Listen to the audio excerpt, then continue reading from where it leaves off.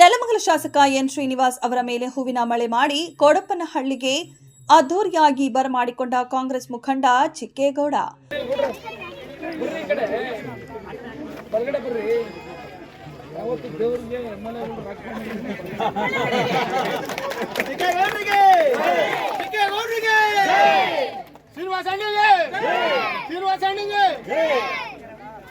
ಬೆಂಗಳೂರು ಹೊರವಲಯ ನೆಲಮಂಗಲ ತಾಲೂಕಿನ ಯಂಟಗಾನಹಳ್ಳಿ ಗ್ರಾಮ ಪಂಚಾಯಿತಿ ವ್ಯಾಪ್ತಿಯ ಕೋಡನಪಳ್ಳಿಯಲ್ಲಿ ನೆಲಮಂಗಲ ಉತ್ಸವ ಪ್ರಯುಕ್ತ ಚಿಕ್ಕೇಗೌಡ ನೇತೃತ್ವದಲ್ಲಿ ರಂಗೋಲಿ ಸ್ಪರ್ಧೆಯನ್ನು ಆಯೋಜನೆ ಮಾಡಲಾಗಿದೆ.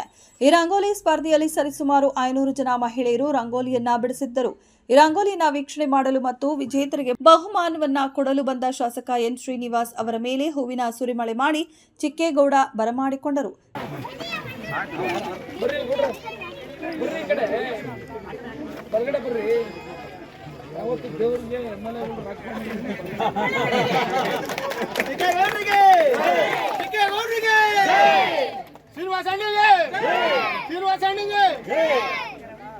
ನಂತರ ಶಾಸಕರು ರಂಗೋಲಿಯನ್ನ ವೀಕ್ಷಣೆ ಮಾಡಿ ಮನಸೋತರು. ಅಷ್ಟು ಚೆನ್ನಾಗಿ ರಂಗೋಲಿಯನ್ನ ಮಹಿಳೆಯರು ಬಿಡಿಸಿದ್ದರು.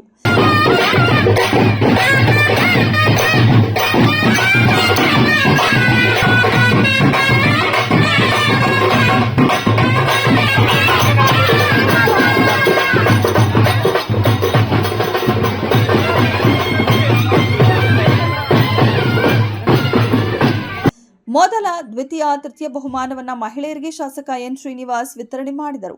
ನಂತರ ರಂಗೋಲಿ ಸ್ಪರ್ಧೆಯಲ್ಲಿ ಭಾಗವಹಿಸಿದ ಎಲ್ಲಾ ಮಹಿಳೆಯರು ಸಮಾಧಾನಕರ ಬಹುಮಾನವನ್ನ ವಿತರಿಸಿದರು. ವಿಶೇಷವೇನೆಂದರೆ ಮುಖ್ಯಮಂತ್ರಿಗಳಾದ ಡಿಕೆ ಶಿವಕುಮಾರ್ ಮತ್ತು ಶಾಸಕ ಎನ್ ಶ್ರೀನಿವಾಸ್ ಅವರ ಭಾವಚಿತ್ರವನ್ನ ಮಹಿಳೆಯರು ಬಿಡಿಸಿದ್ದರು. ನೂತನ ಮುಖ್ಯಮಂತ್ರಿಗಳಾದ ಡಿಕೆ ಶಿವಕುಮಾರ್ ಅವರ ಭಾವಚಿತ್ರ ನೋಡಿ ಶಾಸಕ ಎನ್ ಶ್ರೀನಿವಾಸ್ ಮನಸೋತರು.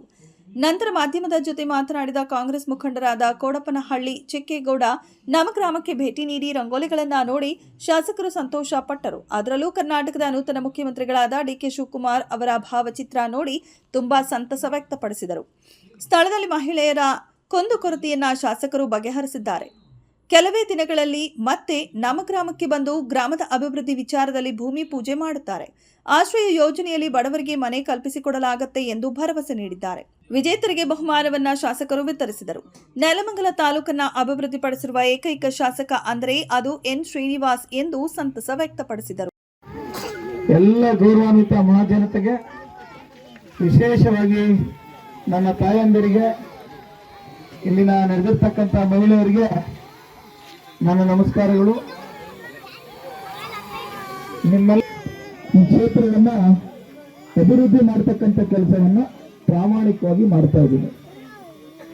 ಇದರ ಜೊತೆಯಲ್ಲಿ ನಾನು ಕೇವಲ ಸರ್ಕಾರದ ಕೆಲಸ ಕಾರ್ಯಗಳು ಸೀಮಿತ ಆಗಿರಬಾರ್ದು.